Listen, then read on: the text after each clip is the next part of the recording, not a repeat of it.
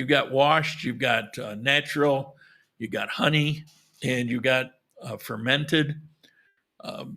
Wash just mean that's a standard way to do it, and that's getting probably the truest flavor out of that bean. They're just basically peeling the husk and the cherry and the mucus off it, and just washing them. While they're in a big tank, the bad beans will float to the top.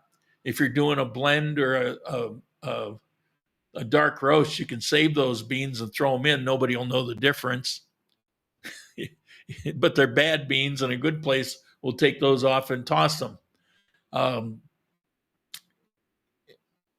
then they take it out and they dry it. They'll sun dry it, and if it's raining, they'll kiln dry it.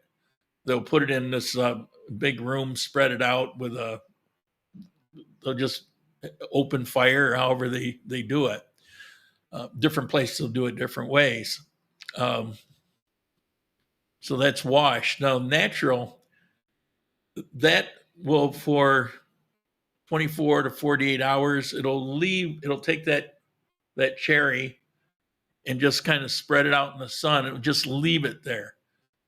And after about 24, 48 hours, then they'll clean it up, wash it. If it's fermented, they'll leave it for maybe a month.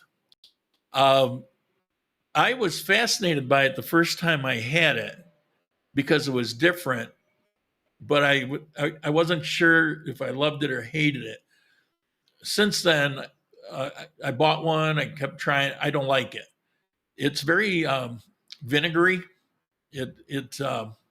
It's unique. I'm glad I tried it, and it's something that I would try every once in a while. But in general, I didn't really care for it.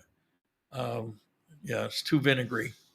And then you have the honey, where it takes the cherry off, but it leaves the mucus on there during that whole process.